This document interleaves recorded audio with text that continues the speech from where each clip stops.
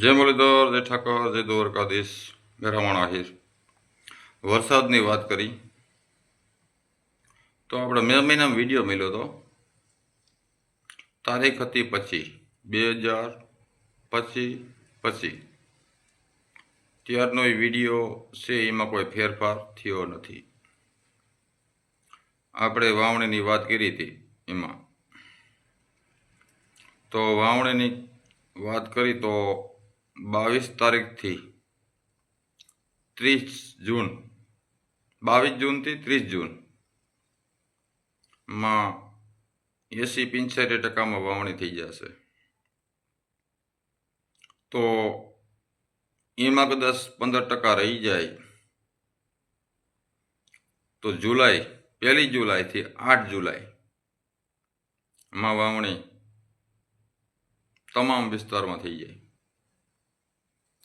એટલે 16 તારીખથી વરસાદ થોડોક ચાલુ થશે, પણ ઉત્તર ગુજરાત, મધ્યપ્રદેશ એમાં વધારે રહી જશે. સૌરાષ્ટ્રને એનો લાભ નહીં મળે, મળશે તો ઓછો મળશે. તો આપણે મે મહિનામાં પણ વિડીયો મળ્યો હતો. એ વિડીયોમાં કોઈ ફારફેર થયો નથી. તો આ વરસાદને હવે આવવાની તૈયારી થઈ ગઈ છે. ખેડૂતને કંઈ કામ હોય તો જલ્દી પતાવી લેવાનું, કારણ કે 22 જૂનથી 30 જૂન સુધીમાં પણ 80-85% વાવણી થઈ જાય.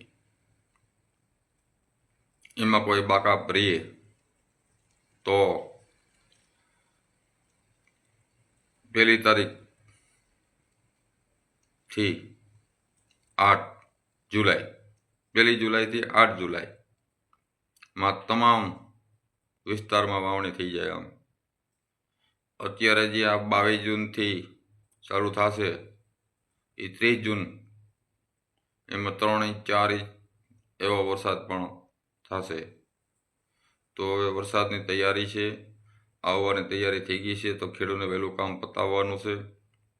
બાકી 1-2 દી તો લેટ આમ તેમ થાય, કારણ કે અમે તો આગાહી કરતા હોઈએ, પણ હાસી તો દ્વારકાધીશની હાથની છે વાત, આપણા હાથની વાત કોઈ નથી.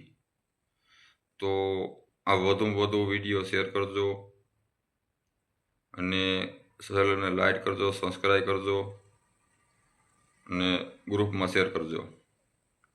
તો વરસાદની હવે ફૂલે ફૂલ તૈયારી આવી ગઈ છે. ખેડૂતને વહેલું કામ પતાવી લેવાનું. હવે ગણતરીના દી બાકી છે. તો આપણનો આગળનો વિડીયો મે મહિનાનો મોકલશે, એ પણ વિડીયો જોઈ લેવો તો ખ્યાલ આવી જાય. જય દ્વારકાધીશ, જય મુરલીધર, જય ઠાકર. કેમ છો બધા? મજામાં જ છો, આઈ હોપ. તો હવે આ ભાઈને એક વરસાદનું હવે અંબાલાલ પટેલની જગ્યા જોઈએ છે. આ ભાઈ હવે વરસાદની આગાહી કરવા માંડ્યા. હાલાકી ઓલી વખતે તો વરસાદ થયો હતો, અને આની ચેનલ જોઈ લો, વરસાદના નામમાં છે પણ નહીં, તોય પણ માયદા મૂકીએ છે. બોલો, જે કન્ટેન્ટ બનાવતા હોય એ બનાવો, ખોટે વરસાદની ની પીપુડી નો બજાવો. તમારે પૈસા કમાવા હાટન કોઈના વરસાદની વાત ન કરે. કામ કરતા હોય ને કરો. જય ભીમ, જય સંવિધાન.